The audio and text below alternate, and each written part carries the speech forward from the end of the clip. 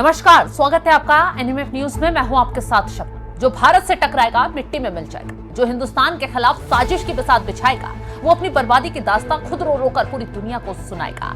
आज इसी खौफनाक हकीकत का सामना कर रहा है तुर्की। वो तुर्की जिस पर भारत की एक ऐसी खामोश स्ट्राइक हुई, अंकारा से लेकर इस्लामाबाद तक हड़कंप भी मच गया, क्योंकि एक झटके में तुर्की के सबसे बड़े कॉर्पोरेट साम्राज्य की रीढ़ टूट गई। ये वही तुर्की है जो अब भारत के आगे गिड़गिड़ा रहा है। रिश्ते बेहतर हो जाएं उसके लिए रहम की भीख मांगता नजर आ रहा है। अब क्यों ऐसा हो रहा है, जानिए। दरअसल ये इसलिए हो रहा है क्योंकि तुर्की ने ऑपरेशन सिंदूर के दौरान पाकिस्तान का साथ देते हुए भारत के साथ बहुत बड़ी गद्दारी की। जबकि वही तुर्की है जिसके ऊपर जब कुदरत का कहर टूटा, जब वहां की धरती भूकंप से डोल उठी, तबाही मची, तब इसी हिंदुस्तान ने सबसे पहले मदद का हाथ आगे बढ़ाया। लेकिन इस एहसान फरामोश मुल्क ने पीठ में छुरा घोंपने की ऐसी गद्दारी की जिसका अंजाम आज उसे अपनी सबसे बड़ी एविएशन कंपनी सेलेबी के खात्मे के साथ भुगतना पड़ रहा है।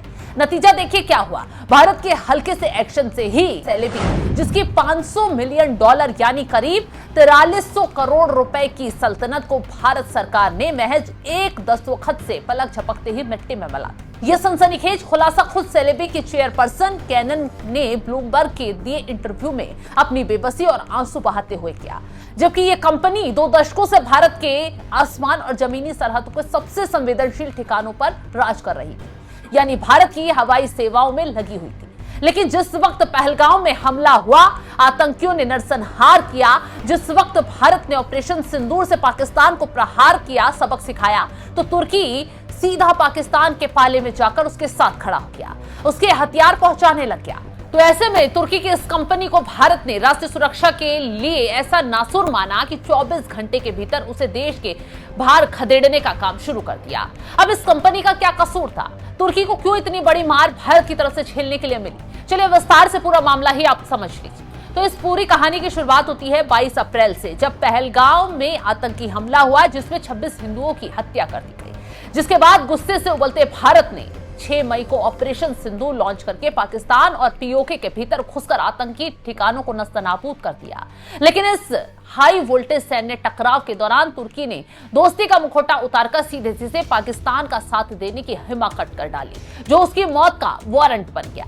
क्योंकि तुर्की ने न सिर्फ इस्लामाबाद को घातक हथियार ड्रोन की खैरात बांटी, बल्कि तुर्की की वायुसेना का C-130 सैन्य विमान और एक जंगी युद्धपोत भी भारत के खिलाफ मोर्चा संभालने पाकिस्तान पहुंच गया।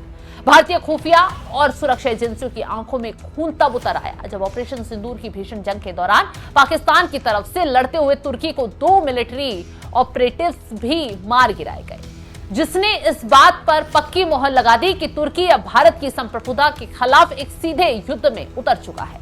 इसके बाद दिल्ली के सत्ता के गलियारों में जो हुआ उसकी कल्पना भी तुर्की ने शायद सपने में नहीं की।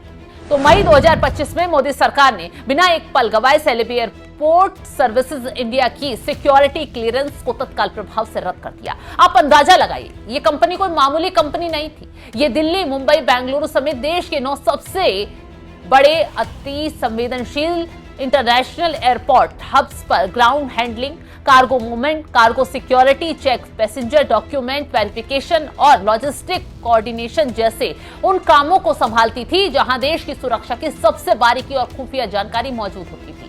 हर साल 58,000 उड़ानों और 5.40 लाख टन कार्गो को हैंडल करने वाली देश की इस सबसे बड़ी ग्राउंड हैंडलिंग कंपनी ने पूरे ताने बाने को राष्ट्रीय सुरक्षा के नाम पर सरकार ने एक झटके में फ्रीज कर दिया। एक बड़ा ऑपरेशन चलाकर उसके 10,000 कर्मचारियों को रातों रात दूसरे भारतीय ऑपरेटरों के पास ट्रांसफर कर दिया गया, जिससे तुर्की के इस एविएशन ज्वाइंट का पूरा कारोबारी साम्राज्य ताश के पत्तों की तरह ढह गया। मतलब भारत में रहकर तुर्की की कंपनी कारोबार कर रही थी और भारत को ही तुर्की खोखला करने का काम में जुटा था। और ये कैसे बर्दाश्त किया जाता? इसलिए इस कंपनी पर प्रहार हुआ। अपनी 2 दशकों की खून पसीने की कमाई को एक दिन में जीरो होते देख बिलख रही चेयरपर्सन कैनन ने अदालतों के चक्कर काटे, दिल्ली हाईकोर्ट का दरवाजा भी खटखटाया और दलील दी कि भारत के इस कदम से तमाम लोग बेरोजगार होंगे, उनका तुर्की सरकार की इस कार्रवाई से कोई लेना देना नहीं है। लेकिन देश की संप्रभुता से समझौता करने की कसम खा चुकी दिल्ली हाईकोर्ट ने तुर्की की कंपनी की इस याचिका को खारिज कर दिया। ऐतिहासिक टिप्पणी की, राष्ट्रीय सुरक्षा सर्वोपरि है। खुद मोदी सरकार ने साफ दो टूक शब्दों में कह दिया, हिंदुस्तान के सरजमी और आसमान के लिए कोई भी जोखिम, चाहे वो कितना भी बड़ा क्यों ना हो, कभी स्वीकार नहीं किया जाएगा। भारत के इस प्रचंड और आक्रामक प्रहार ने आज तुर्की के हुक्मरानों की रातों की नींद और दिन का चैन छीन लिया है, क्योंकि उन्हें समझ आ चुका है कि पाकिस्तान की गोद में बैठकर भारत के खिलाफ गद्दारी की जो स्क्रिप्ट लिखी जा रही थी, उसका क्लाइमैक्स आज तुर्की की आर्थिक और रणनीतिक विनाश के रूप में सामने आ चुका है। और ये नए भारत की वो हुंकार है जो ये साफ साफ बताती है कि अब दुश्मनों को सिर्फ सरहद पर गोली से नहीं, बल्कि उनके घर में घुसकर उनके आर्थिक साम्राज्य को तबाह करके मारा जाएगा। और ये बात भारत से पंगा लेकर तुर्की को समझ आ चुकी है, और यही वजह है कि तुर्की अब भारत के आगे रिश्ते बेहतर करने के लिए गिड़गिड़ाता नजर आ रहा है। तो फिलहाल इस खबर को लेकर आप क्या कुछ राय रखते हैं, कमेंट बॉक्स में जरूर बताइए।